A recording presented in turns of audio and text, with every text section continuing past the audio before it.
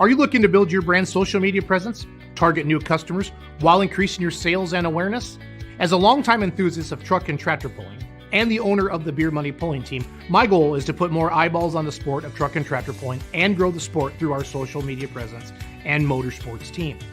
Starting in 2012 and now amassing over 1.3 million followers across Facebook, YouTube, Instagram, and TikTok, we use our daily social media content to continue to grow the sport of truck and tractor pulling while growing our team's fan base.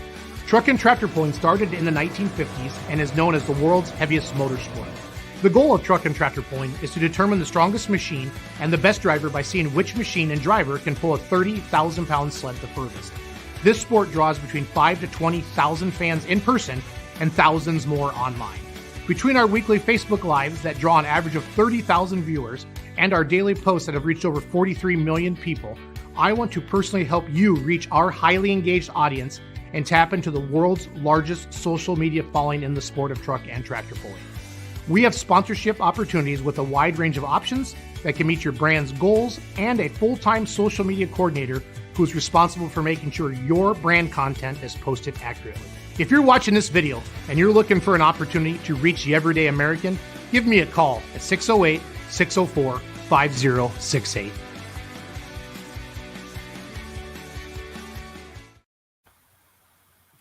Hello, friends. We are here at the Let's Grow Pulling Live Monday show for April 17th, 2023.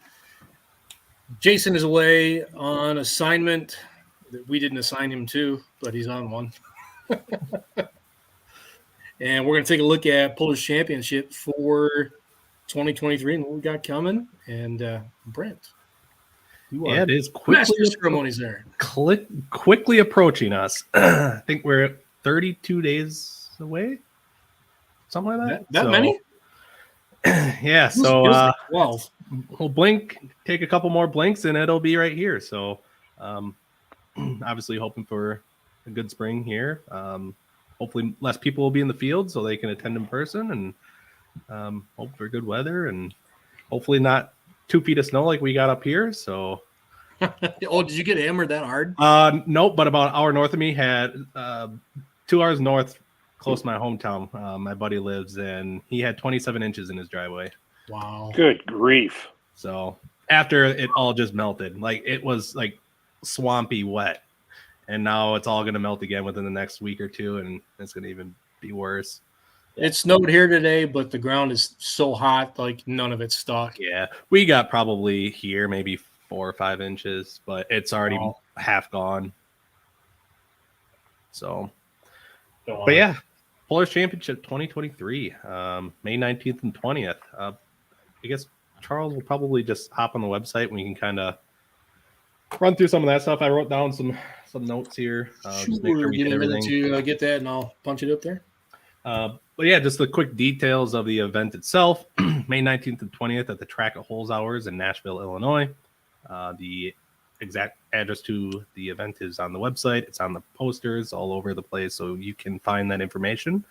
Start time will be 6 p.m. both nights. There is no rain date, so don't expect us to make up any sessions or the event in general.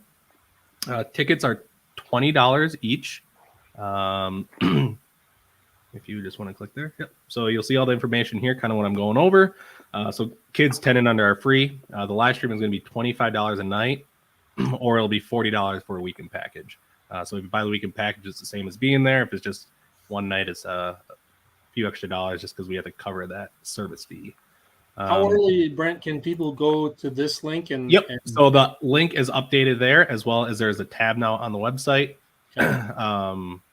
If you scroll to the top, there should be a live stream tab there as well. And that link is now live. So you can purchase the 2023 edition of the live stream. And that is good up to 365 days after the event. So you can watch it up to an entire year. I saw a comment in there. Is Paul Romack still alive?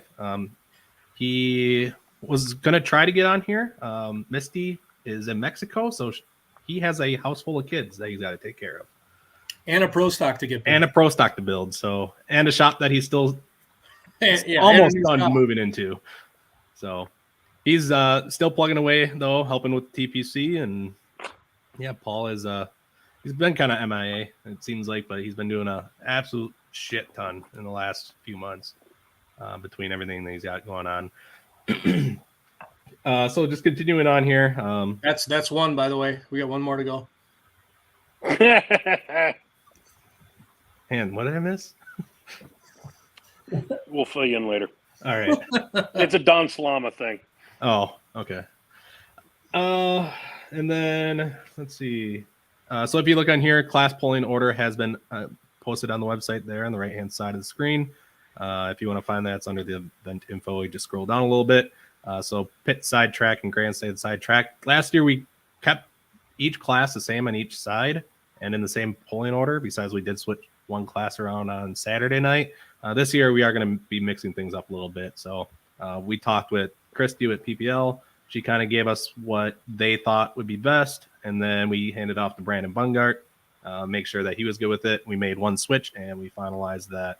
So this is both good to go with all three entities. That would be between the TPC crew, PPL crew, and the Bungart crew. So that will be this could change after the first night. We may determine that something needs to change, but this is at the current time at the order. Yeah, weather dependent, of course, too. And we might get there and look at the track and go, hold on, Yep. something needs to change. But cover live stream camping. So camping is a first come first serve up until we pretty much fill up all the spots. There is campgrounds around the area as well. But all the information can be found on the camping tab here. There is no cost other than you just have to pay for a weekend pass. So you can print this information off if you need to. It's got all the information when you can come. It's primitive camping. There's no electric, no water, no showers, no nothing. So if you want to take a shower and you don't have a shower or running water or anything in your camper, you will have to find somewhere else to take a shower. Or you get to go dirt ball all weekend. That is true. That is true. The other thing too on here, if you just want to go back, Charles, and go under just the lodging, I've been trying to keep this updated with what places are full. I think there's 3 places currently.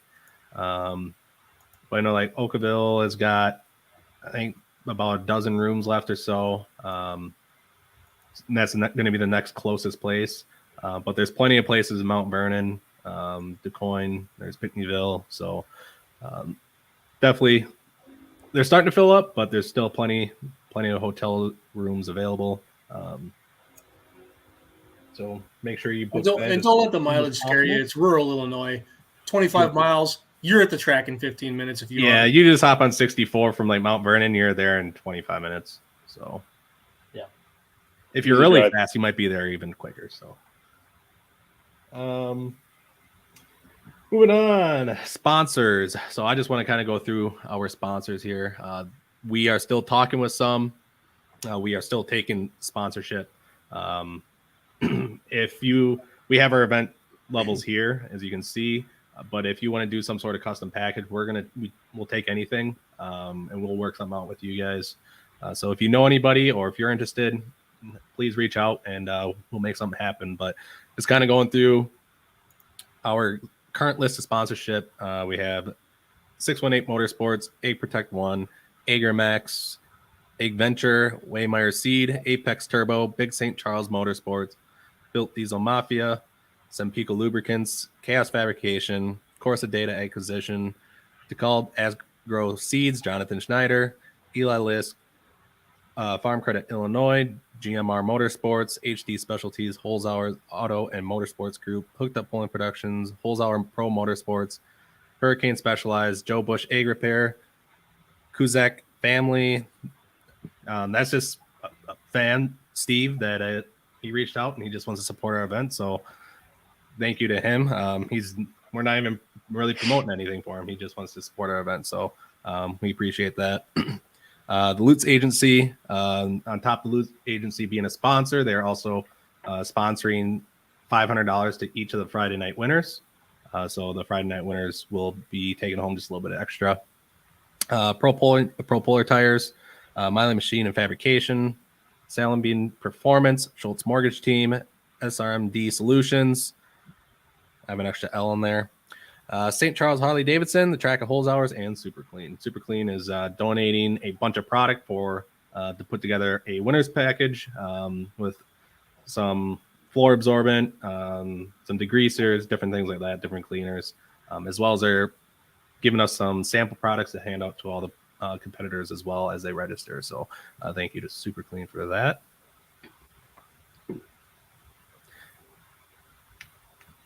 And then the other thing too is vendors. We still have vendor spaces available. So if you're looking to set up and sell merchandise of some sort or sell a product or whatever it may be, just reach out. If you need a bigger booth size than that, just reach out to us as well. We did have somebody reach out that needed a 20 by 60. So we are accommodating for that. It's not an issue at all. There's plenty of space around there.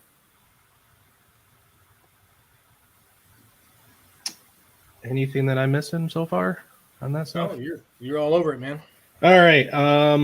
Let's move on. So next thing too. So media credentials did close last night. So we will be.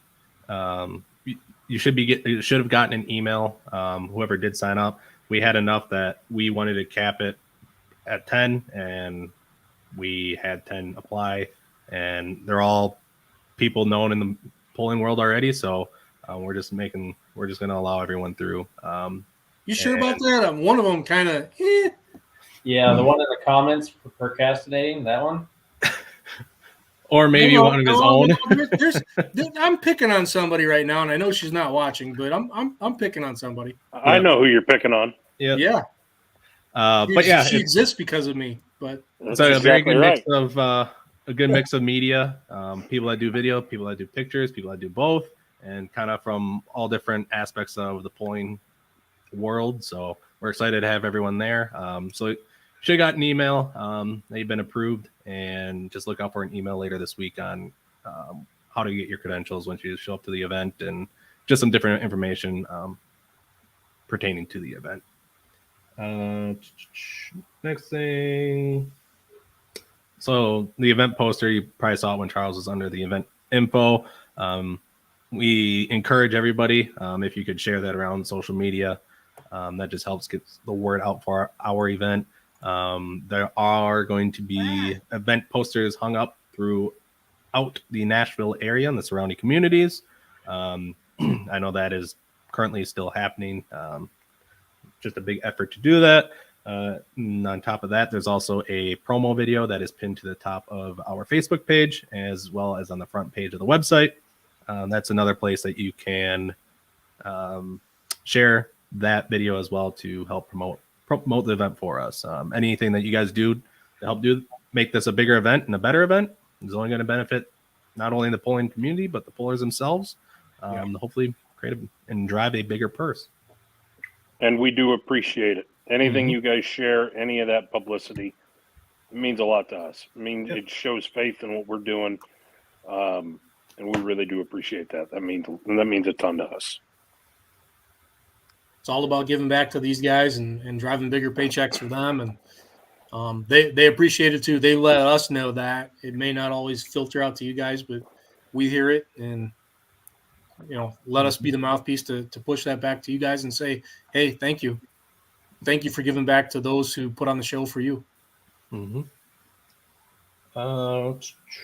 Then billboards, those have, if you're in that Nashville, St. Louis area, Mount Vernon, there's billboards around. I forget how many there are total.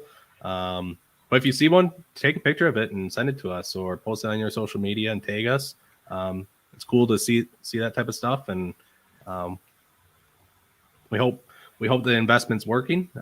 Obviously, Brad he pretty much runs those billboards with all of his other stuff throughout the year, and we're thankful that he's willing to promote the event on those billboards for a short time at least. Dan Harvey chimed in with a question about any campgrounds close by. I don't know the answer to that. I don't know if you guys do. I have to look. I want to say there's one close. I'm pretty sure to Nashville, Illinois. Otherwise, if you want to camp right on the grounds, that is There's also somebody available. local right there. Yes. Thanks, Esden. Come on, Good Esden. Thank man. you, Esden. So yes, State Lake Park, 3 miles south of Nashville. So if you don't want to camp at the event itself, then that would probably be the closest option. I know if you just search campgrounds near Nashville, Illinois, there's a couple different ones around the area. Hello, Laura. Thank you for watching tonight. We appreciate the hell out of you. You're awesome. Mm-hmm. And one of the other things too that has kicked off is radio ads. We'll be playing at some of the local radio stations down there. I don't know exactly when that starts or if they started already, as well as iHeartRadio ads as well. So if you hear one, it's a pretty cool ad. I mean, I think it is anyways, but definitely be on the lookout for those if you're in the area.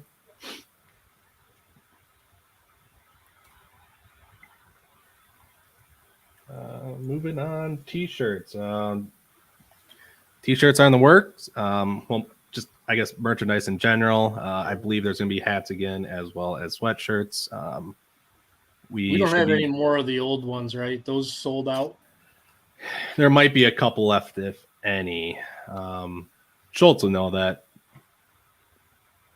So yeah, t-shirts. Hopefully, we'll have that design released here soon. All that stuff is currently being worked on, and we should have all the information for how much. Right now, if you go to the event info page, it's the same prices as last year. I don't think it's going to change, but in case it does, we'll make sure you let everybody know.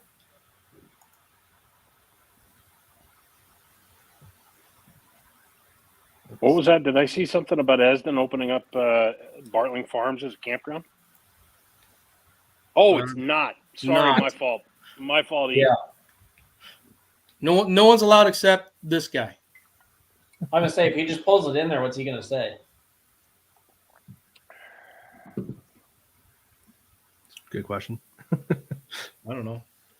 Like last year, I slept behind Schultz's obnoxious generator, and maybe this year I'll sleep with the 618 Motorsports dyno. I don't know. There you go.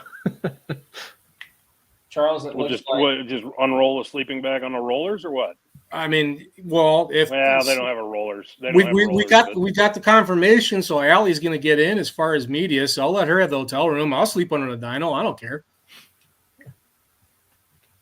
might be bring the air drippy. mattress. A little bit more cushion than a sleeping bag.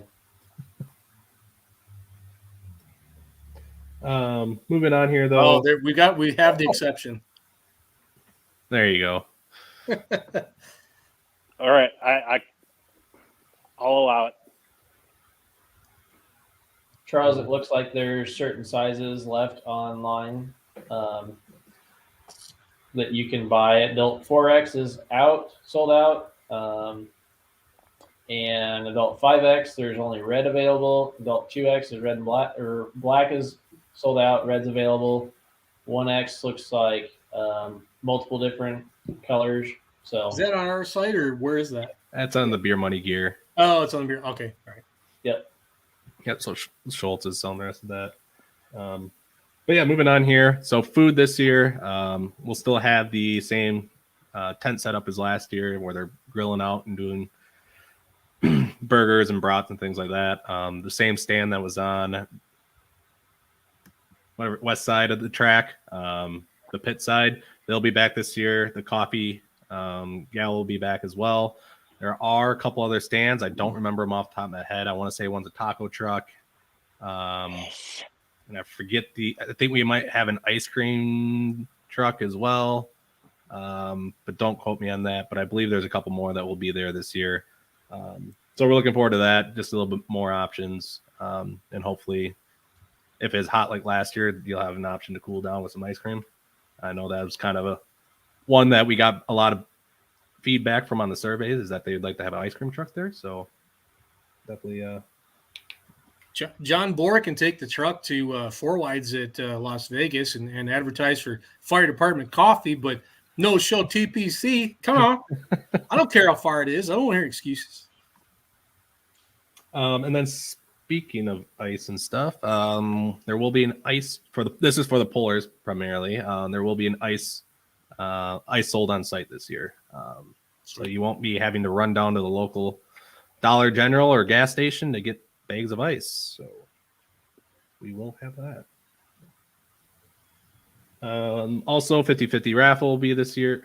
Last year, it kind of slipped our minds with everything else going on. But this year, we have things actually will be lined up to do a proper 50-50. And again, like we were planning to do last year is half of it will go to the winner, and then the other half will go to one of the classes that pulled that night. So Friday night half will go to a class Friday night, and then Saturday night's half will go to one of the classes for Saturday night.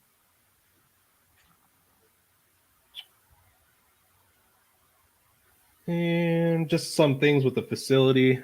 So be on the lookout there. So with the new building that went up last year, and with us, there is a pad poured for the scales on the west side of we call it Jeremy's shop. It's like the warehouse for a lot of the side-by-sides and ATVs and things like that.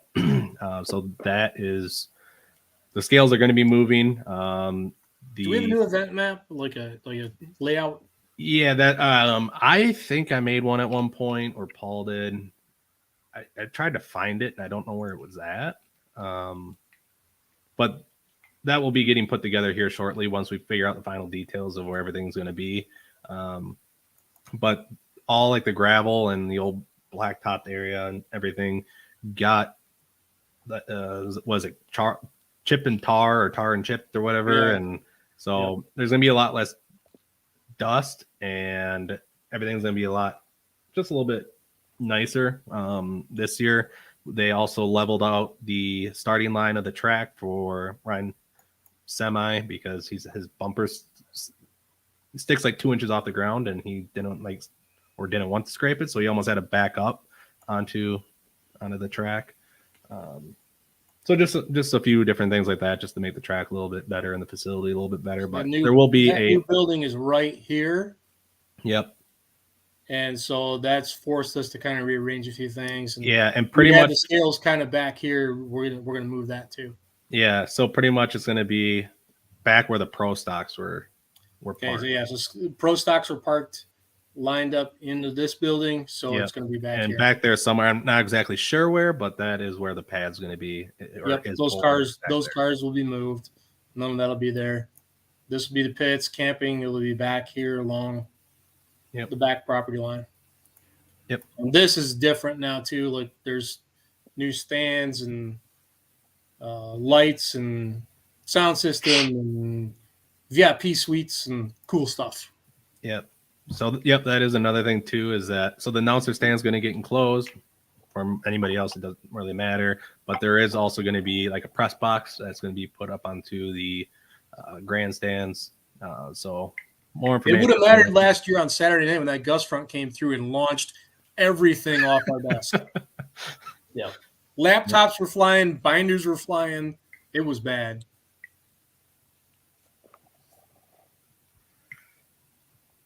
All right.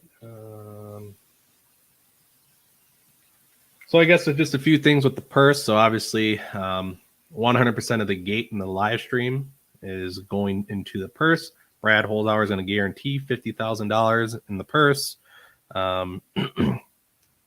We also have the $500 winner on Friday night, thanks to the Lutz Agency for that sponsorship.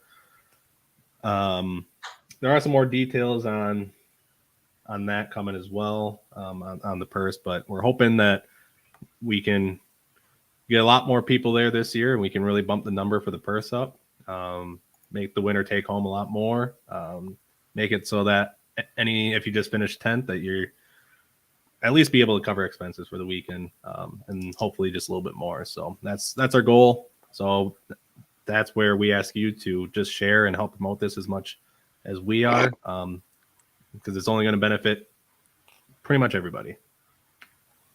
Campground rules at night. Can we drive around with golf carts, drink, and throw beads, etc.? Basically like BG. Just have common courtesy. That's pretty much about it. I don't see why. Yeah, you can drive golf carts around. You can be like Brad, like last year. He Was Brad on a golf cart or a scooter last year? he was on a golf cart. Okay, 'cause- Yep. He rode a scooter around for a while in the beginning. Yeah, they had a Yeah. golf cart with him. So, but yeah, it was a late night. Every night I was there. I'll just say that. yeah. yep. I didn't quite see the 100%. sun come up, but it was a late night. It was Yeah. darn close. And with who we've got as confirmed invites this year, I just might see the sun come up with somebody. Just saying. Yep. Get your naps in early, Charles. I got to set a good example because, again, I've got a media member that is easily influenced by her father.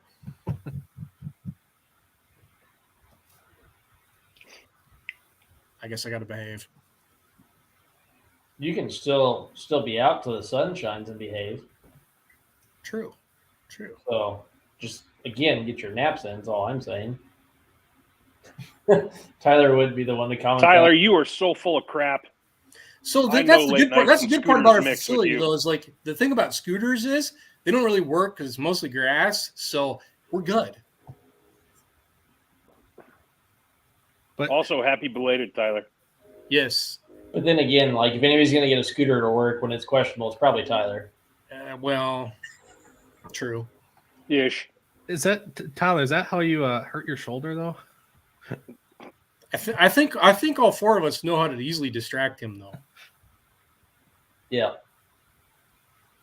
Yeah, I guess going back here. So yeah, purse. We're hopefully we can have a much bigger purse this year.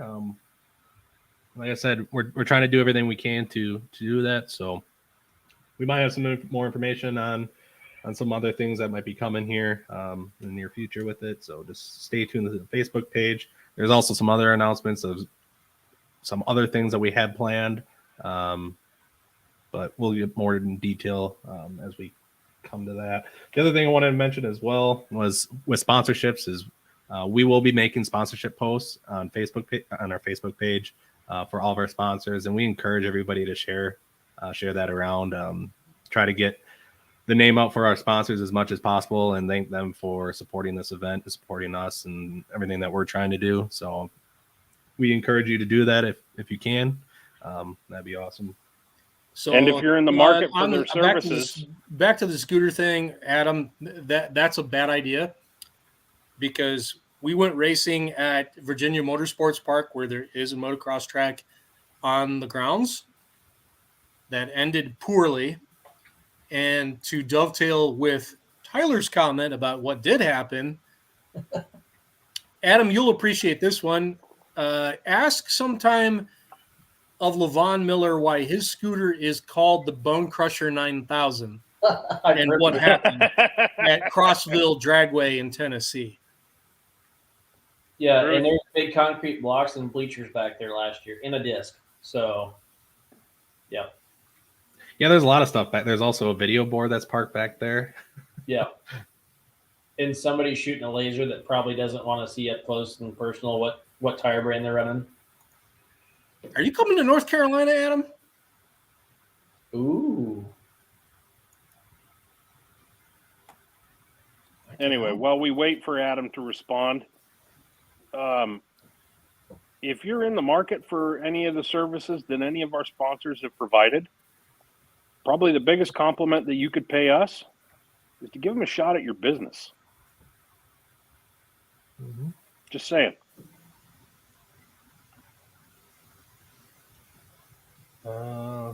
Then let's go through the pullers here. Yes. Charles. Okay, let's do it. So we haven't talked about the classes yet because Which one you want to start with?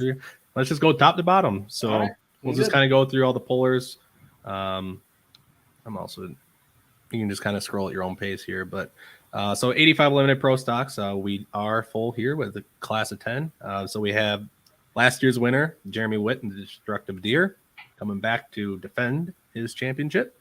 Robert Fuller with the IH 1206, Machine Shed Rocket of Wayne Tedder.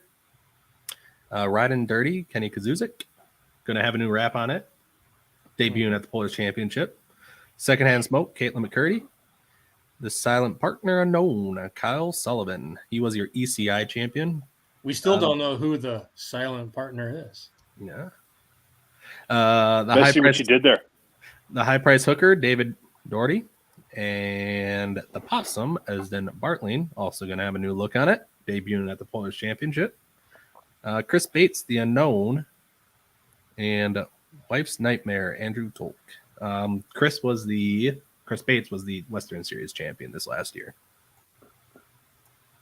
And I forget who was the ITPA champion. One of them were. Not sure myself.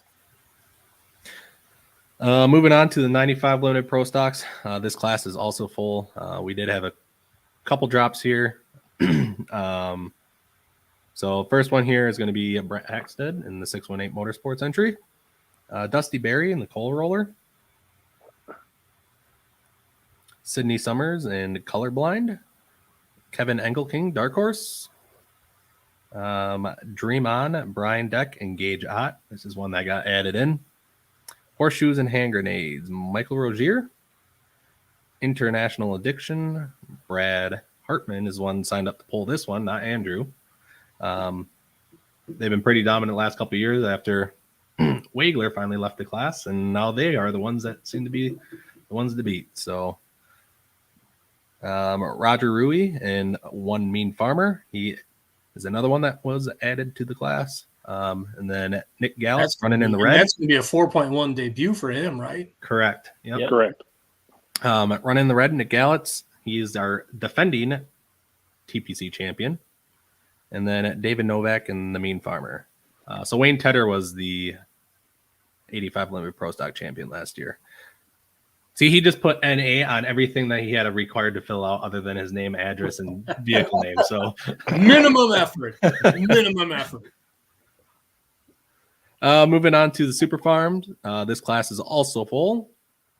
We have Brooke Ferris and the Absolutely Nuts. Ryan Anderson's checking out. He was the NTPA runner-up last year. Unfortunate breakage kind of took him out of Sandwich. Russ Freeze and Deer Tracks. He's been off to a pretty good start this 2023 season already.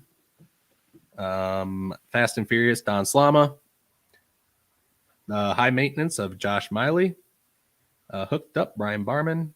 And Josh is a 3-time defending PPL points champion. Dave Whalen and My Last Excuse. Gary Shavink and the New Attitude is your defending NTPA champion.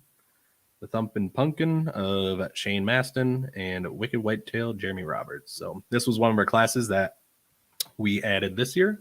So this is going to be the first time running at TPC, and it's a pretty loaded field if you ask me. And those guys who campaigned hard for this one, they wanted to be here.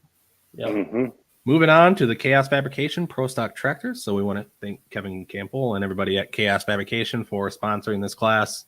Yes. Second year that they have done a class sponsorship. So we truly appreciate what they are giving to us to be able to promote this event and put on this event. So the first tractor here is the 618 Motorsports entry of Brett Hackstead. And It will not look like that, but it'll look close. The sheet metal is going to be the same. Yeah, it'll be close. And it'll be close. Just stay tuned to the Built Diesel Mafia page for some little teasers on a little something. I'll just say that. And but yeah, it will be debuting in Nashville, Illinois at the Polish Championship this year. And then we have El Nino, Rhett Parrish. Green with Envy, Elijah Brown. This is going to be his first ever pass on the tractor. He just turned 16 in December. Cool. That's cool. We talked to Denny, and Denny said that this is the perfect opportunity for him to get some time before the point season. So that's cool. Money on Black, Peter Norton. Oh, and that brings up so Green with Envy, Denny Brown and Elijah Brown. They actually are another one that got added in. There's some unfortunate breakage during the indoor pulling season that kind of wiped out a couple of them. So, but still have a stout class of them. The next is the New Generation Plus of Esden Lemke, Chris Hoyt in the Nutcase. Another entry here that was late is Greg Elsing and the T8 Tomcat. and then Youngblood Braden Stramick. We do have 2 more, and I'll just go ahead and say who it's going to be. More than likely, it will be Wildman's Die Hard Deer, as well as the Straight Out of Line Class Pro stock. Yes. So we did talk to him today. Sounds pretty. They're pretty confident that they'll be making it. They just had to talk some things over, but they should be there. And Wildman's Die Hard Deer was one that did get voted in from the beginning. We just had another spot open, and they've been just trying to make sure that they can make it. Obviously, with some parts and being busy with other things, so. Just be on the lookout for that. Moving on to the diesel super stock tractors. This class is going to be one of the best you'll probably see all season long. We still have one more spot to fill, and we should know that hopefully here in the next week or two, who that last spot is going to be. We have been talking to somebody, another big name in the diesel super stock pulling world, and hopefully we'll have that out soon.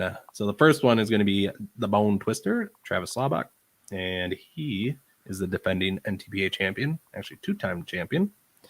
John Belfance and the Chain Breaker. Don't discount those things. No. Belfonte's tractors run. Yes, they do. The other one is the Chain Reaction of Jacob Belfance. Just added here this last week is Jones Act Dagenhart with Digging Hard. They are going to be focusing on the heavy class. They're not going to be pulling light anymore, so they're making changes to just full-time run the heavy super stock class. Mike Beck and the High Tech Redneck. Just another one, and Roger Peterson, the lone John Deere in the class. Esden Lane and the Redline Fever. Looking forward for Esden to be there, and I think a lot of others are as well. I feel like if you're from Illinois, if you're from Southern Illinois, I feel like it's been a long time since you've seen him pull down in that area. I have photographed this man so many times, but I have never gotten to announce him. I've gotten to announce him in Digging Fever, but never on that one. Mm-hmm. And I really hope this finally happens. I can cross a major bucket list off. Yep. Then last year's champion and undefeated during the whole 2022 season, as far as I can recall. That would be Doug Meisinger and Scrappy. And then we have Super Rooster and Kent Payne. And like I said, there's still one more tractor to go here, and we should know who that is here. Hopefully sometime this week. If not, by the end of next week, I think we should. I still go back to Cassie's meme from last year at Louisville with Super Rooster and the rooster chasing somebody. Like every time I think of Kent Payne and the Super Rooster, that's what I automatically. Greatest GIF ever. That was awesome. Light super stock tractors. Brian Bowles and the Alter Ego. Brian Stramick, and they have it listed as red. There is some things changing with this tractor. I'm just going to leave it at that. Cujo Unleashed, Clay Haney. Looking forward to seeing. I've only seen this tractor, I think, once, and it was at Bowling Green. And it was quite a few years ago, but looking forward to seeing them again. Adam Spiegelberg and Detonator Black. He's your defending NTPA champion. Diggin' Fever, the lone diesel in the class, and this tractor is getting switched back to run full-time light super stock. This thing's been good. It's going on a diet, and it's going to be straight up for light super. We have Larry Phillips and Extremely Insane. Bobby Jones and Field Sobriety. This is one that got added in due to somebody not being able to make it. Justin Hoffman and Last One Standing is your defending champion. Watch Bobby Jones, man. What he did this offseason, Uh-huh. that's one to watch. He's always very consistent. Very, very consistent. You'll see him in top 5 most of the summer, to be honest. And he's and he can sneak one. I mean, just he got on my radar big time. So, and he's one of the nicest people you ever meet too.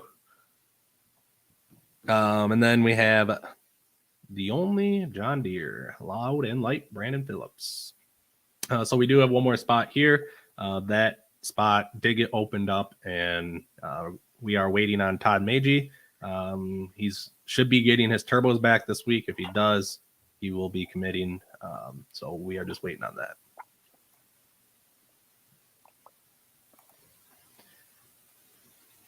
And now we move on to the four-wheel drive trucks. This class is full.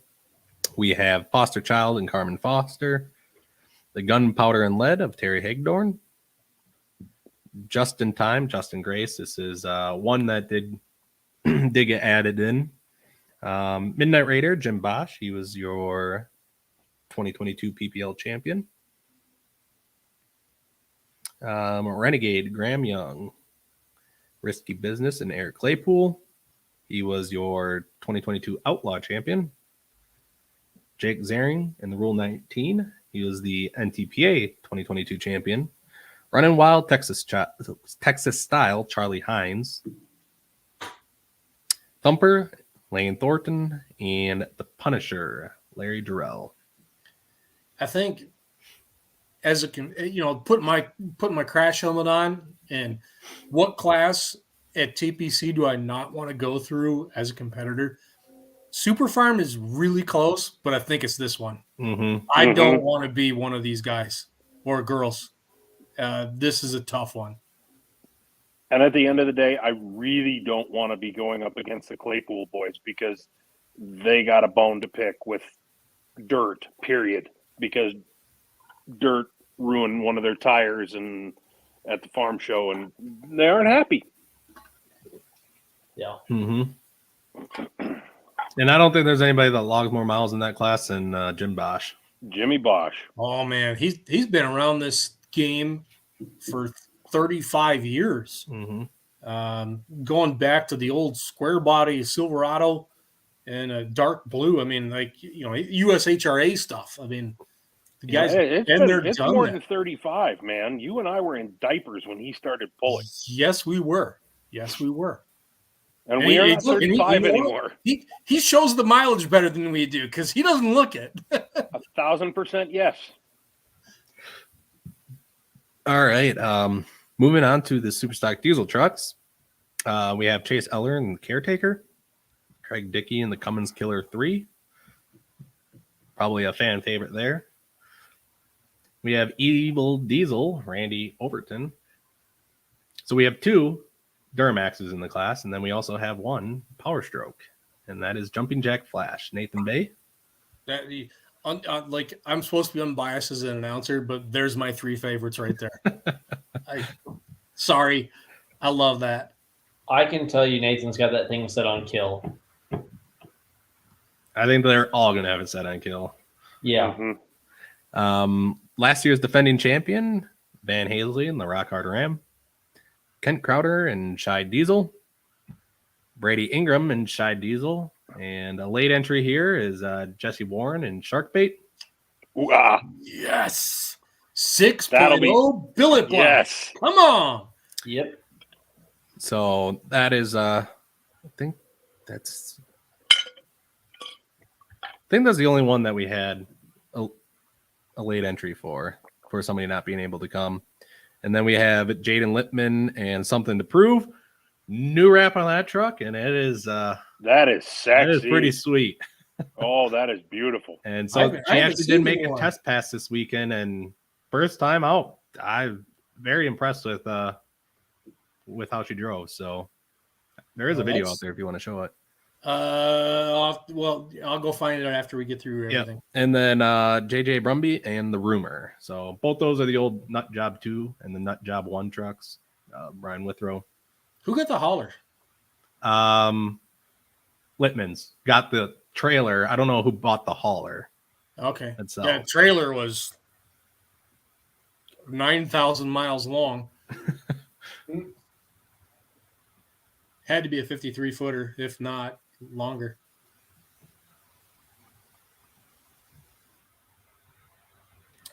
All right. Mini rods. So we have Jeff Hurt and B Bear. Donnie Sullivan is currently registered to drive the bank roller. the Bobcat Jr. of Abby Leishman. Question. Let me stop you there for a second. So, what tractor does Mr. Phillips have for sale out in Arizona that was owned by the California contingent of this camp? It looks the same as this. Is it a different one, or Is that the sharecropper? It's the other one down on the list. okay? Hey, All right, carry on. Abby Leichner and the Bobcat Jr., Tim Pizek in Fallout, Have No Mercy, Tyler Slaw, Lil Bear and Jeff Hurt, Short Fused, Lindsey Campbell. Definitely not going to look like that anymore. This is the one you're talking about.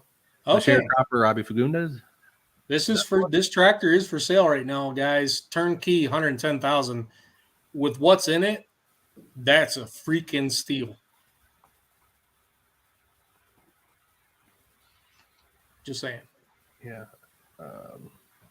Then we have Bruce Law and Show No Mercy, and then Mary Kell spending their inheritance. Back to that turnkey. If you want to buy it and drive it at the Players Championship, If I win the lottery, I'm putting my microphone down and I'm going down that track. BS. You're going to you have buy to a play- wireless mic. I was Okay. You're gonna going say, to commentate your own pass as you drive it. Fair point. Well made. And all we're going to hear is, holy crap. I you know what? For all the times I've ever driven, to be honest, I doubt you'd hear a fucking thing. You wouldn't hear. That's too. No, you got you you, Don. wouldn't. You wouldn't hear anything. and the best part is, like, Charles, you got to play the lottery first before you get to that point. Just saying. No, I mean, you know, I can lose $2 on 300 million, whatever. Right? I'd be okay. Then I can create Facebook false pages that say I'm giving away all my millions so I can scam people who are trying to buy my camera lens. Sorry. Right? Stupid shit. All right, we can move on here to modified tractors. We have Cameron Neves and Cotton Candy, Ricky Rose and Giddy Up. Hopefully the tire doesn't look like that when he goes down the track next time. Cost extra for the drag pen on the front tire. Wayne Sullivan and the Optimum Batteries Kentuckian, Tom Owens and Ramblin' Rose, Brett Berg and the Ranked Seed Moneymaker, Steve Bunnage and the Takes a Lickin'. He won one session last year. Tom Owens was our defending champion, and then Dylan Owens and Thorne. It's not going to have 5 engines on it; it's only going to have 4. But they did buy the chassis from Wayne Purser, and so that's why that picture's there. Do you know, Brent? Do we have any updates on potential exhibition within this category? We no, not Okay. yet. All right. But we do have a couple more tractors that hopefully will be committing here. They're just trying to get things done. So hopefully we can have an update on that. One tractor nobody has ever seen make a pass ever. Short Fighty just said he'd be mic'd up while pulling. Yeah, that would be not safe for public consumption. No, but it would probably check off the Don Slama boxes. Oh, yes, I it would would. say that would 100% check up the Don Slama box. Yes, it would. We might record that and release that later, and use some footage for it. I'm sure there's got to be like some type of like TikTok that would work for this perfectly. I will supply the GoPro and the mount for your helmet, Short Fighty. We'll make this happen. I might even buy the mics for that. And then super semis. As right now we have 3. Did talk to some semis, and we should have 2 more committing this week, as well as we are still working on some more. So just be on the lookout for that. But currently we have Gene Dunn in the Armbender 2, the defending champion from last year, Ryan DeBrew with Playing with Fire, and then Gene Dunn again with Twisted Kitty. Like I said, we are working on more. There's still potential. We have a full class of 10. There's just parts and machine shops and everything is still a thing for these semi-competitors, and so they're still trying to get things together for the season, and so we are still in contact with them. And like I said, we should have 2 more registering this week. One that I'm pretty excited about, and should have a good class. Ryan's busy. So, folks, week. but this He's is fighting, what we he's really fighting some want. wildfires in western Wisconsin. Is anywhere near you, Brent? Literally the complete opposite side of the state for me. Oh, it is. Okay. Yep, I'm literally 3 miles from Minnesota. All right. So, Okay, so here's what we want from all of you who are watching and listening. We want any of you in Michigan, in like western-ish Michigan, you need to go pound on Larry Carey's door. We'd really, really love to see that truck. And I don't think it's completely in mothballs. Yeah, I would love to see that truck too. I haven't seen that thing make a pass in at least 7-6 years.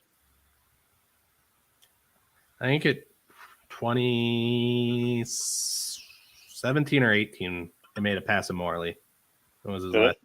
Yeah, and that would have been its last pass. 16 was its last year, I think, running on the national circuit. Didn't a grandson want to run it or something, or a nephew or somebody? If you know, throw it in the comments. Tell us who it is. We want to go stalk them and hound them endlessly. Well, I know Brian. I don't know how that relation is. Brian Carey drove it a couple times. Okay. I can think of 2 people that have talked about building semis that haven't yet. One's in Georgia, the other's in Missouri. Does that give you ideas, Ryan?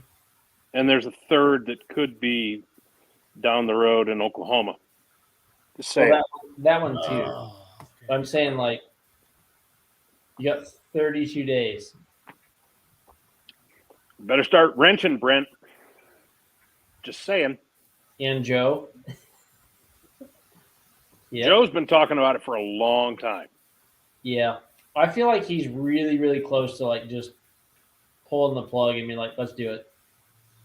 Well, good. Then we should put the screws to him harder. Joe, if you're listening, bigger motor, more turbos. Yeah. Okay, thanks. Bye. So Jaden Littman, the former one of the nut job trucks we talked about, what the new look is. This is it. It is spectacular. I did see this a few days ago. It's amazing. Love what they did with it.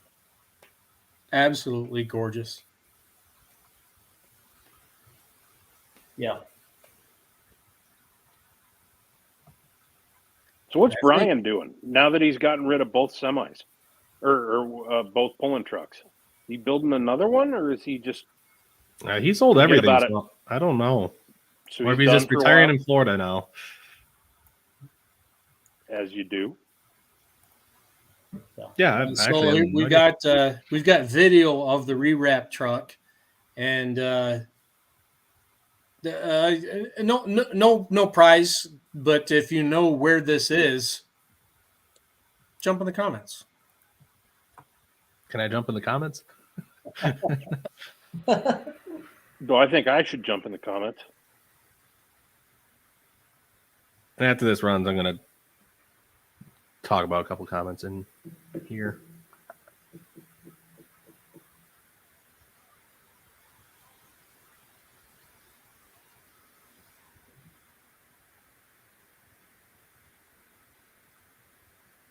Definitely got the fuel to it. Yep.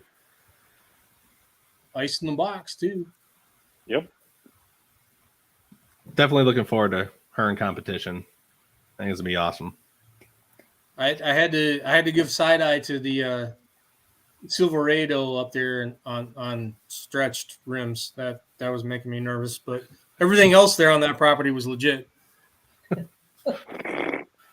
But there's a couple comments in here. Mark, regarding Dan Prawl and the full tilt. Yeah, I talked to him last year, and I know they had plans. They were on their way loading up to go to Hutch, and they found something that was broke, and they never actually made it out all last year. But I did talk to them last year, and it didn't work. Wasn't going to work out for them, but is on my list to reach out to if one of our semi guys cannot make it. That we currently are waiting on. And then Adam, we have not contacted Francis yet. Yes, for all of you chiming in the comments, yes, that was outside Chaos Fab Shop.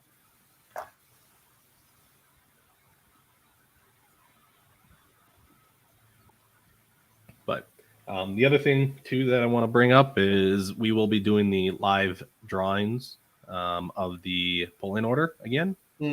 So we will be starting that probably next week. I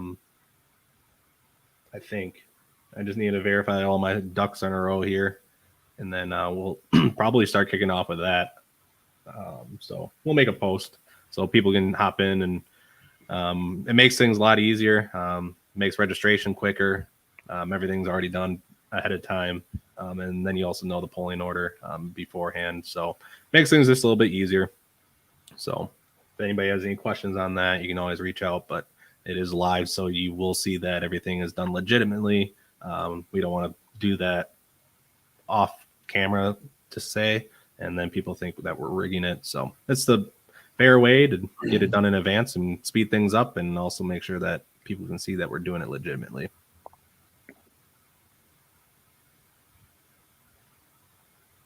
And with that, I think that's everything on my list. I got something for outside of TPC. Well, it ties in with it. And the intention was to do this at the Pullers Championship for this year, and it just didn't quite work out. Adam Drought, who is a photographer out of New York, we've had him on the show in the past and talked about what he does and how he beat cancer and the fundraiser that he does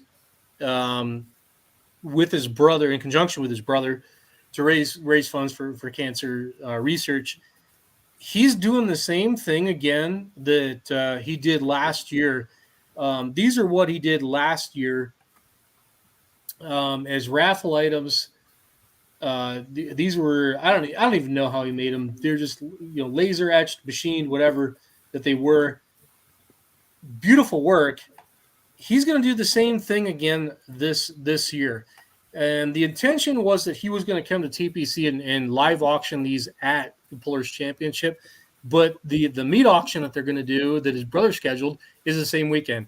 So he can't be in two places at once. We're going to get him on. I've seen some previews of what he's working on for this year. And he's got the same sort of idea in mind, but cooler designs, and it'll be fun.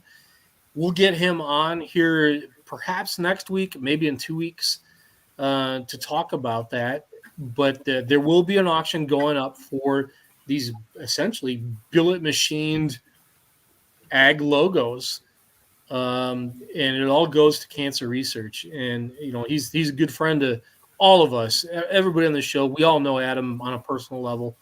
Great guy who has given so much back to the sport, not just in photography, but in his efforts in being an officer for Empire State Pullers as well, and his wife too.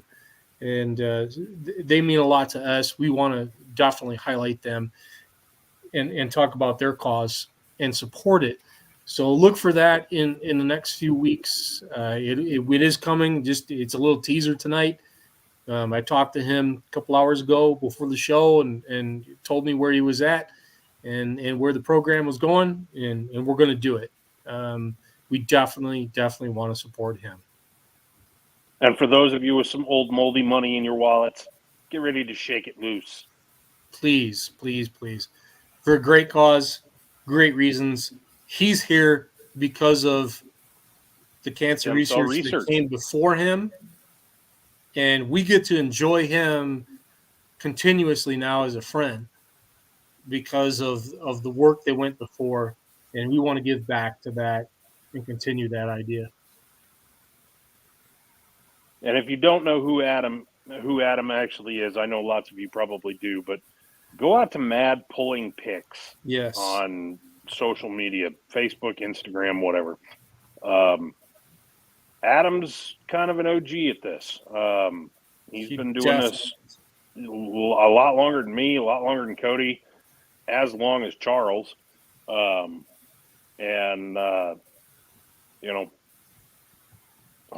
takes amazing photos.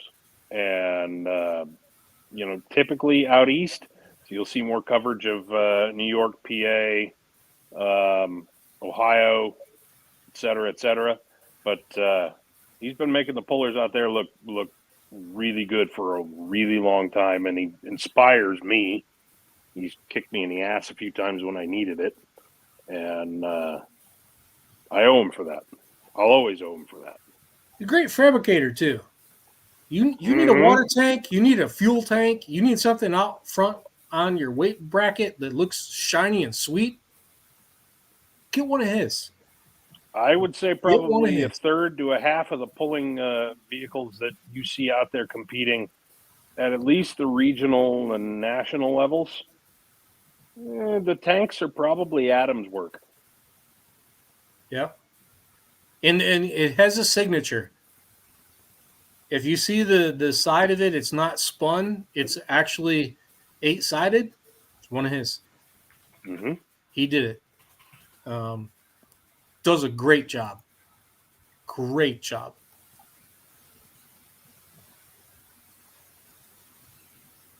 Mm-hmm. That's all I got, guys. I mean, we're kind of in the April. I don't want to say doldrums because that's mischaracterizing it. This is the back building of the storm. It's the calm before the storm. Calm before the storm. This is where the power comes in, and guys are just being quiet and seeing to their business to get ready for the season. And I'm so excited. I can't wait. Yeah, things really start picking up here pretty much starting next weekend. It's pretty much there's events, couple here, couple there, up through May, and then you hit Memorial Weekend, and it's gung ho. It all comes unglued. I'm ready to go. Mm-hmm. And obviously looking forward to Pullers Championship again this year. Obviously that's what the show is about. So if you guys please can support in any way, whether it's a live stream, they're in person, you refer us a sponsorship, something like that. It all goes a long way for making and growing this event what we envision it to be. So again, May 19th. We really appreciate it. Yep. May 19th and 20th at the Track at Holes Hours in Nashville, Illinois, 6 p.m. both nights. $20 a ticket, or 10 and under are free. $25 for a live stream ticket, or $40 for the whole weekend. So we are definitely looking forward to it. Charles, what you got going on this weekend? You getting back into it? I am really happy to know that Adam Wilson is going out to North Carolina and that I get to see him out there. We're headed out to Rockingham, North Carolina for the season opener for the Outlaw Diesel Super Series. It's not pulling, it's diesel drag racing. But this year is going to be different. It's going to be the year where major milestones get toppled. We've already seen the 3 seconds limit in the 8th mile broken with diesels. The fire pump crew did that in a radial race at Ducksdale in Georgia a couple of years ago.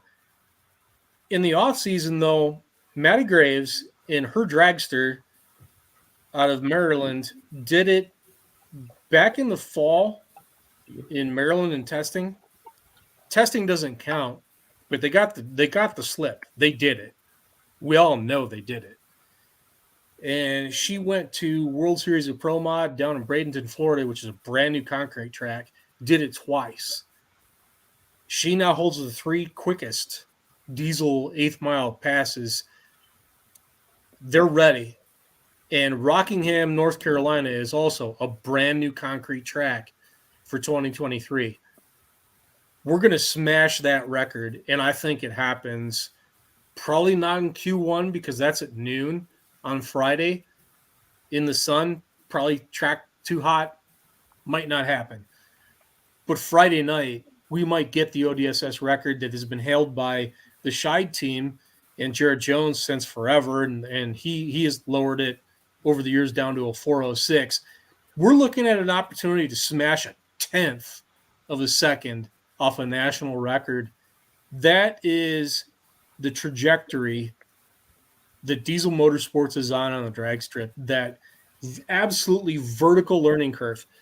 And we have more cars coming when we get to UCC 5 weeks from now, 6 weeks from now. Unbelievable what's coming. There is even faster stuff waiting in the wings. Firepunk has their new Plymouth Duster. It will not be ready in Pro Mod for this weekend. Hardway C7 Corvette will not be ready for this weekend. I'm not sure that Michael Cordova's Cummins dragster will be ready. He's really close. He tested it last year or last fall at Beach Bend and had violent tire shake that broke freaking everything except the engine. Just destroyed the car. He's rebuilt that and changed a lot of stuff. It'll be fast. It does not appear that Ben Shaddy has sold his 63 Corvette. I saw a video actually of Michael Cordova's dragster in the Hammer Tech race cars shop, and the Corvette's still there. So I don't think he has sold that. He was wanting to and build a all steel, all glass car that he could take and go do some no prep stuff with. I haven't talked to Ben in a while. I'm not sure where he's at. I think the Pro Mod, he still has a Pro Mod, so that'll be there. Johnny Gilbert. Is he looking at doing like X275 or something? No, he's looking at going no prep. All steel, all glass kind of car. By Johnny the way, Gilbert. Pop Adams' last comment. Oh, what do we got here? Yeah, so that's a thing. I'll get to that in a minute. All right.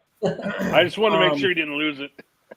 Johnny Gilbert's car is fixed after his trip all the way to the nets at SDX. So his 63 split window Corvette Pro Mod Cummins car is ready to rip.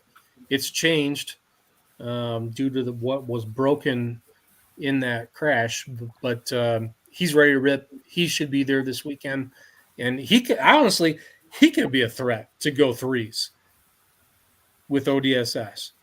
You know, he would be the first big tire full body car to do it, and it's weird. It seems like with these various thresholds in that series and in that form of racing where you get one guy who does a 450.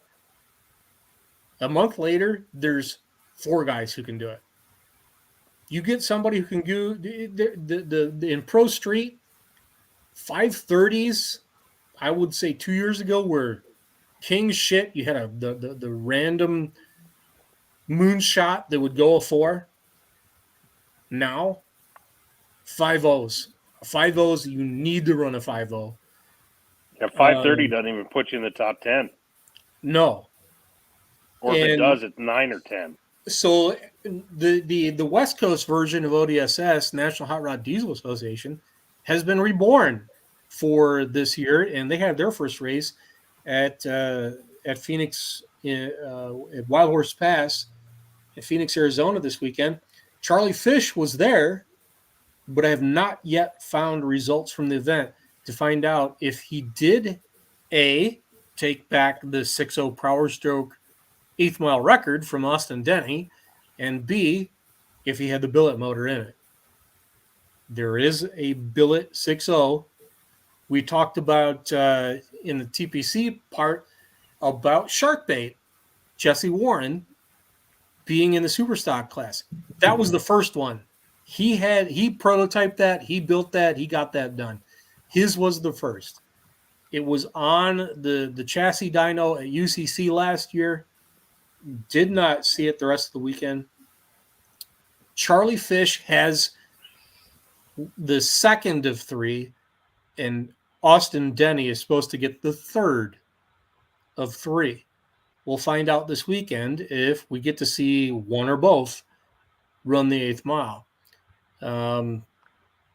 It's one of those years where you definitely know the 3-second barrier is going to get smashed. That's probably the biggest barrier in 8th mile diesel drag racing to get crushed. And we're going to get to see it. The next biggest one is going to be 200 miles an hour in the 8th mile. I don't think that one happens this year. The amount of horsepower reliably that it takes to get to that, the development, the technology, despite the vertical learning curve, I don't think it's there for 2023 to push something that the pro mods and dragsters we're working with, they're heavier than their counterparts in PDRA or one of Duck X's races. So you got extra poundage you got to push through. To run 200, I think you probably need next to 4,000 horsepower applied out the back door to get that sort of speed. We aren't there yet. We're at 32, we're at 33, we're at 3,400 horsepower out the back door. We're not ready to go to 4,000. And it's more than just out the back door. You can't just push it on from the 330 beyond. You've got to have the front half too. Stick the tire and make it work. I don't know that we're there yet, but 2024 might be the year where a 200 happens. We've not yet seen a 190. I think 188s are the fastest 8th mile in the diesel world we've seen. But it's there. It's there. We're going to get there.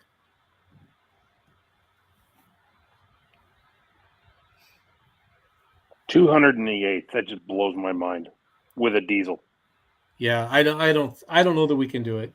To be honest, seeing this year. Someone's going to do it. You know someone's going to do it. Maybe not even this year. Seeing what those guys do in the 8th mile on those cars that are lighter, and they're going 205, 206, maybe 210, and the horsepower level that they're pushing, I'm not saying we're never going to do it. That I don't mean to hedge like that. Just I don't know that 12 or 18 months is enough development time to get to where we can do that. When you're doing that with one of those cars, you got a blown Hemi, pro-charged Hemi, turbo Hemi, that on any given weekend this time of year, there's, I'm going to say, 120 guys nationwide doing that. And you have all that data knowledge to share. In the diesel world, you've got 8 guys doing it. There's nobody doing this. There's no data to share. We didn't have standalone control, ECU control, until a couple of years ago. Sparkplug guys have had that for 10 years. So we're way behind the 8 ball in learning how to control these engines and apply that power. To go to Adam's comment about X275, Ryan Milliken and the Firepunk Nova, we talked about on the show. You know, the car doesn't front half, but it back half's like a freight train. He holds the X275 record now, definitely for ET and for trap speed, but the car makes it all in the back half.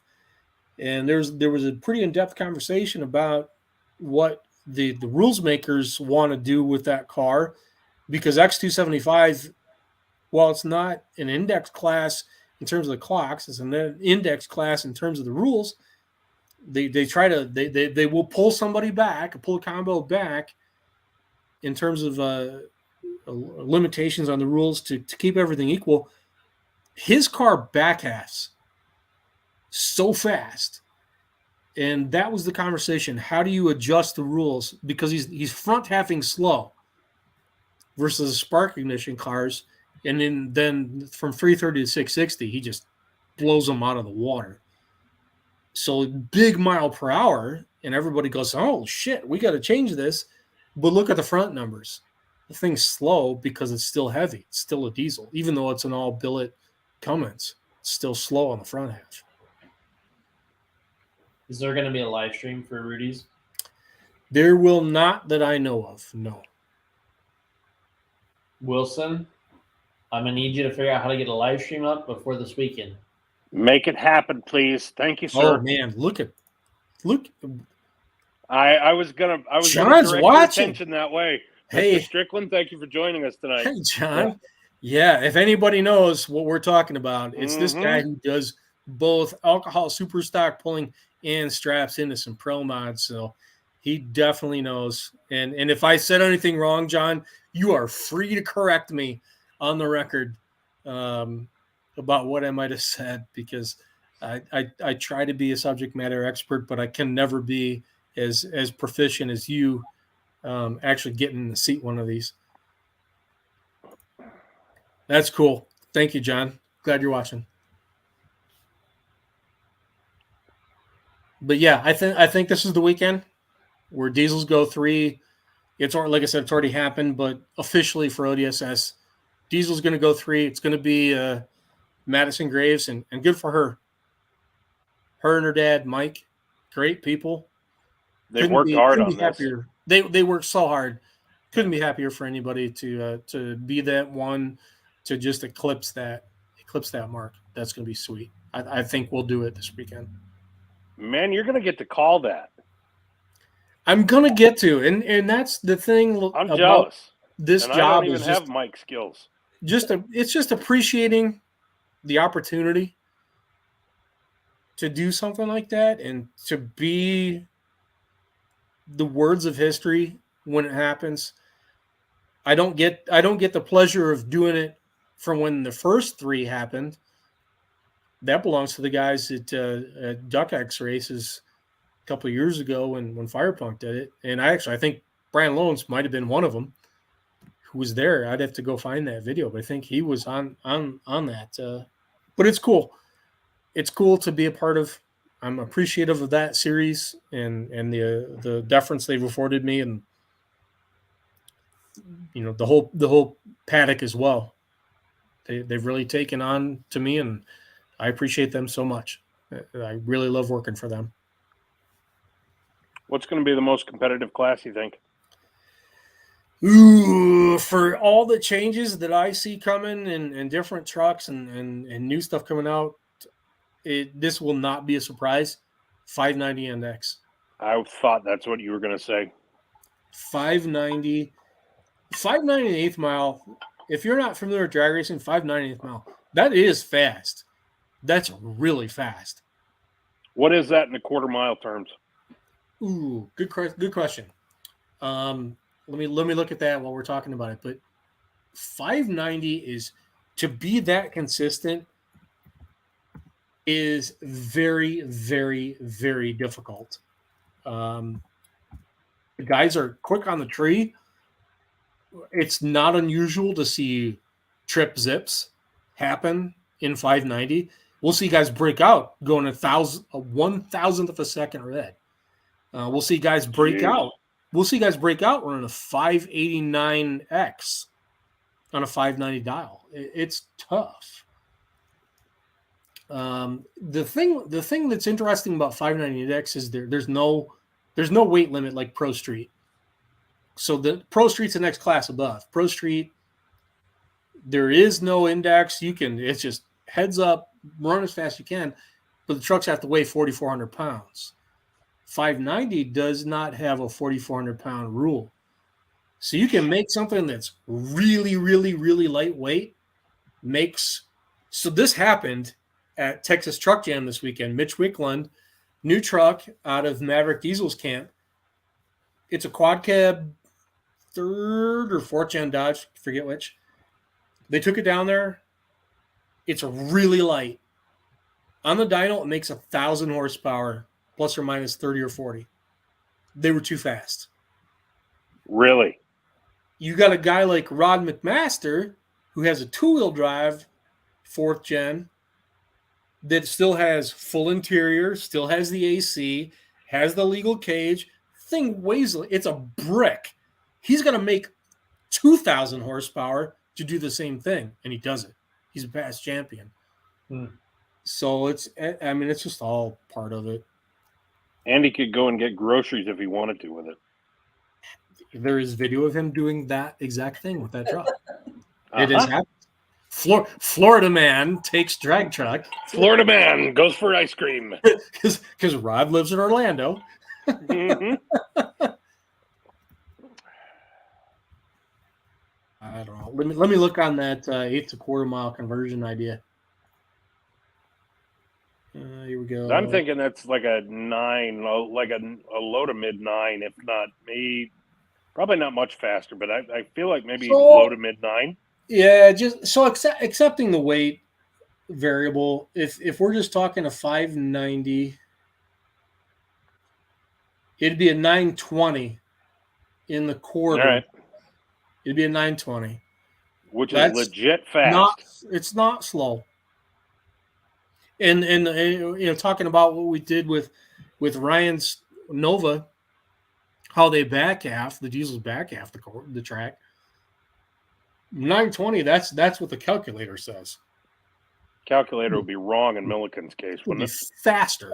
It's going to be faster if he's got the gear to hang with it. If he's got the gear to hang with it. The quickest 8th mile that I saw, because chassis cert rules, and I'm not going to get into this one. Chassis cert rules change things. Firepunk, when the last year that they still own the truck at UCC and we can still run quarter mile, they ran a 788 with it in the quarter. And I was standing next to you when that happened, man. Yeah. I forget what the mile per hour was. Amazing to watch. It was up there. So, like, you can't apples to oranges, the spark plug stuff to the diesels. They just behave differently. It's a new world. So, yeah, I'm excited for this weekend. We're going to smash some records. What's the farthest west event you've got? Is that Jeremy's? The farthest west event I've got is going to be North Iowa Nationals for NCP. No, I mean for ODSS. Oh, for ODSS? Yeah. Jeremy's track, we go there twice. We'll go there late August for SDX and then the season finals at the end of the year. My new schedule is up on sidetrackproductionsinc.com. I updated it tonight. When is end of the year? It's the weekend that Jeremy has done the Big Money Pro Stock Hook. Same weekend. Oh, good. So then it kind of fits with Cody's and my schedule because we like to drive through the night for that. Yeah, that will be the last weekend of September, 29th and 30th. He's going to do the same thing. But the only difference this year is you'll have the Big Money tractor pull going on. But on the drag strip side, it will be our de facto season finals. When Ryan says, all right, so if I'm friends with you, or if Cody's friends with you, or if Charles is friends with you, and you're thinking about engagement, where you've already popped the question, that last weekend in September is off limits for a wedding. I just wanted to put that out there right now.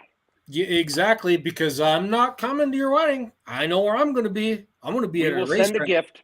We will not be there to entertain you in person. No. You can come entertain us if you think you got the chops to do it.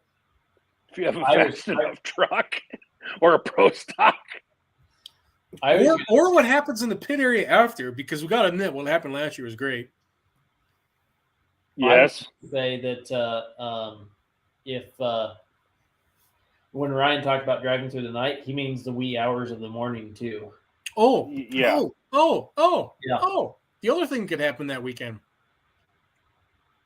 Cash on the hood 3.0 trucks. Well, that is too. Cody? That too.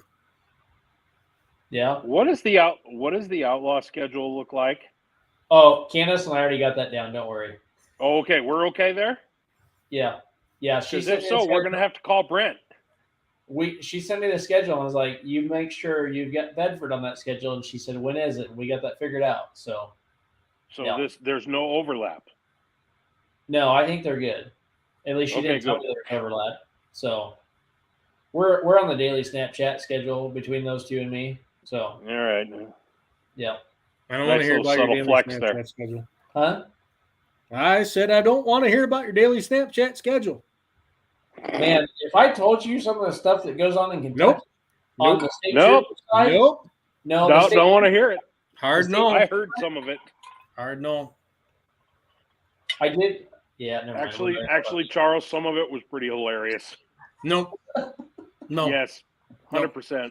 Nope. You'd die. Nope. I died that I've even talking about this. Yeah. Also, shout out to the Kincaids for finding the best hole in the walls in the world for wings. Of everything. Yeah. Uh-huh. Yeah. That was And that travel recommendation, if you're in Louisville, find a place called the Back Door. Go there for wings and appetizers and drinks. Yeah. We segued from Snapchat into the back door. Okay. Shut your pie hole. It was better than Yes. McDonald's at like 2 a.m. last year at Louisville. So just saying, it was fantastic. Yeah. Food, very large portions, and it was tasty. Find the They had a local. lot of good whiskey on the shelf, too. Yeah, find the locals. They know what's up. Mm-hmm. Yeah. And since then, I remember sending actually a couple of Snapchats from that night when we were hanging with Adam and his team. And since then, I've gotten at least 3 or 4 pictures sent to me from that place with a plate full of wings. Since then, Skylar Leaper being the most recent. Yeah. I need to like bookmark all the places that I get sent of like foods to go eat for next year. Right? Yeah. That's gonna be like my new thing is like send me your food recommendations and we'll write a review or something because yeah. All right, Mick. I trust your endorsement. All right. It looks a little sketchy from the outside. I'm not gonna lie.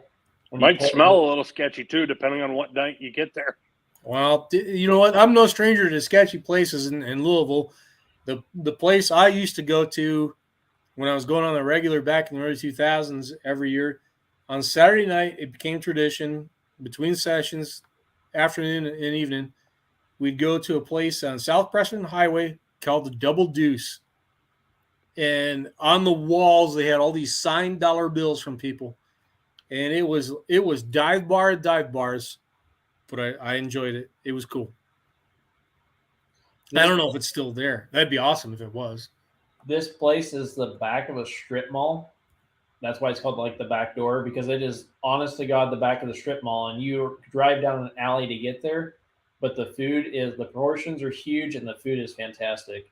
Mm-hmm. Lindy's was like that also on South Preston Highway. Yeah. Like good food, like a family diner style, but really good. Yeah. And I know that I don't think they're there anymore. Yeah, I'm not gonna lie. I got half of mine to take care of there next week. We're going to Louisville for a long weekend, and I'm not 100% sure whether or not. All right, bye, Brent. Whether or not it would be her kind of place, but we'll see. The food's gonna be good. Food's gonna be good. So I mean that's something you can count on. Like, I mean, depending on how late you want to stay out, but the food's gonna be good. Yeah. Well, Kara. Yep. She's been asleep for an hour. Yeah. I also had good friends. Maybe 40 minutes. I also had good friends. You remember that church, that barbecue place that was like in the church? I know people that ate there that said it was pretty decent too. Say what now? Remember that church we drove by going south out of there? I was like, that church had a barbecue sign. Yeah, that place had good food. I'm gonna have to look for that. Yeah. I'll navigate you there. It's fine. Perfect. In between sending Snapchats of our cats floating in a boat, thank you for looking after them, by the way. Yeah, that too. Yeah, I can confirm Lindy's and the Double Deuce are no longer on South Preston Highway. They are gone. That's no good. Yeah, it's not. Yeah. Well, some of the farm Memories show preserved. landmarks. I mean, they're gone. I mean, there's no more Cardinal Cafe either. Yep. It's a Mexican joint. It's part of the how do I say this politely? The cartel of Mexican restaurants in Louisville and surrounding. El Nopal. Cody, how many did we count when we looked? Because we actually looked on Google Maps one night. There were like 35 or some ridiculous number of locations of that restaurant. Yeah. That's impressive. Yeah. All right, I got nothing else. Is there anything in the world of light limited super? Has anybody lobbed any grenades? Have we? Because we haven't picked on them in a while. No, the pulling world has been quiet, which is what April is. Everybody's just got their head down working, and I haven't heard any grandiose rumors or anything really. There was one rumor that was confirmed that we from last week that I think we talked about it last week. Alan Moore did sell the light limited super. The Moore family sold the malfunction junction. Yes, which is kind of wild. Yep. Yeah, that's about the only one, but it was out last week. This week, no, I'm kind of quiet on the rumor front, and that's to be expected. April isn't just for taxes; it's for made up shit. It's for planting. Because you don't hear anything. Wait right. till May, and then it happens. So, Cody, before we all sign off, can we get a close up of your eyeball? Is it better? That'd be awfully hard, but it's a little bit better. You just have to take your glasses off and lean forward. So I don't know how fucking hard it is. Right. I don't know Take how your hat off first. Like when you're basically blind without glasses. How are you going to see that? So that's okay. We'll tell you when you hit the monitor. Yeah, that's definitely better than the picture I saw. That's definitely better. So for those of you who don't know, Cody works for HTS Ag, and they do a rip-roaring business on outfitting planters with high-tech stuff, with all the precision goodies from Ag Leader and such. And so this is Hell Week number 2 for him. And in Hell Week number 1, the souvenir that he got was like, I don't know, a scratched cornea or, some crazy ridiculous thing because it was windy as an MFer around here. And he got, dust and sand and whatever in his eyeball. And he sent Charles and I a picture, and it made both of us want to vomit. Yeah, it was bad. I could feel You're a disgusting human, Cody. They say you can't feel a picture. I felt that picture. We felt did. the pain. I've been there. That's awful. Yeah, it's not fun. But you feeling any better? Yeah. Can you see better? Yeah. A little better? Yeah. It's really hard to like do things with like one eye for a little bit, like, and not know, like, I don't know.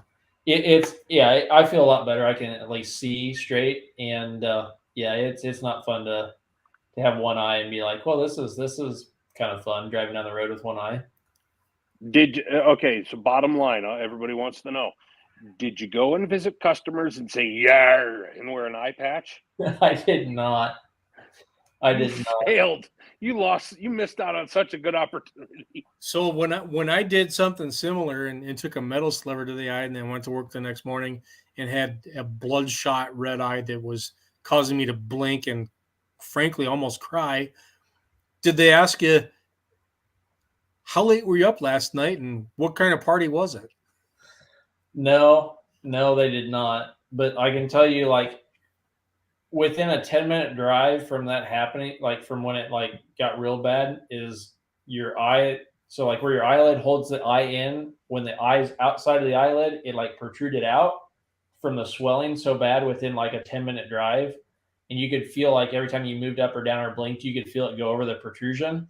It swelled that fast. And the last 20-minute drive, it got really bad, and they weren't expecting the blood vessel to like pop in your eye. And so he's like, yeah, it's going to probably take about 10 days for that to heal up. But he's like, it was worse than I thought, but it was pretty gnarly. And like I said, not fun. I feel for you, man. I've been there. I can feel it. Yeah. There's nothing like an eye injury that, like, pain level is probably like an 8 out of 10, but beyond that, the annoyance factor is a 12 out of 10. It's 100%. terrible. Yeah. And I learned my lesson when I screwed up. Drew and I were working on something in the garage, and I took a metal sliver right to the right eye. Yeah. Safety glasses, always. Always. And not say that you didn't do that, but just always. I full out didn't. We were working on I was working on a planter. The guy's shop is like right on the gravel road, so you back out of the shop and it's like right there. And we've been so dry, it's just powder, and the dust was blowing like crazy, and didn't think anything about it. You just thought it was normal, just blink your eye type thing. And then, like I said, I started driving down the road, and it was fine for the first like 20 minutes, but then the next 10 was like miserable. And the last 20 minutes was like, yeah, this is a problem. We got to go get this pulled out. So yeah, it was super fun. Sucks, man. Glad you're okay though. Honestly, like, especially for what the three of us do. Yeah, like our eyes are worth everything. So yeah, it's a big deal. Yeah, what's really obnoxious is that he still went out and did time lapse and storm photography and like kicked ass at it. He did some great stuff. Can you not just like suck at something for once? So you don't realize, like, I wish I would have gone out earlier, because it was only like probably maybe 10, 15 minutes of shooting. Because like, man, there's a lot of lightning outside and the thunder, and I go out there, and then when it blew in, like there's a neighbor that lost his whole cattle barn. Like, it took everything. It came in that fast from the winds and stuff. But I was there from like shooting to like it's starting to rain to holy shit, we're in a hurricane type of thing. Like it came in like no other. And yeah, so I didn't really get to shoot as long as I wanted. And the problem is like different locations of learning, which lens and stuff like that. Because what I typically want to shoot with, I had to change. So you learn a lot of different things of what you want. But that was kind of neat to get a long exposure of a semi pot going down the road and lightning in the background. That was kind of fun. Yeah, and maybe had you just stuck out there long enough, you would have gotten, struck by lightning, and it would have shot all the sand out of your eyeball, and your eyeball would have been fixed. Yeah. You're not wrong. Not that I want that to happen ever, but your cat silver linings. Silver linings, man. Your cats might be upside down on a boat if that happened. Sorry. I have a feeling that you would have more problems to worry about than sand in your eye. You would have to deal with Hazley when she was pissed off. Sorry. Hell hath no fury. Inside joke for everybody else. But yeah. So. All right. Well, I think we've about exhausted this one. I'd like to stick a fork in it and go to bed. Yep. Sounds like a plan. Okay. People, be well. Thanks for hanging with us tonight. Love you guys. Thanks for checking in. See you next week. Later on.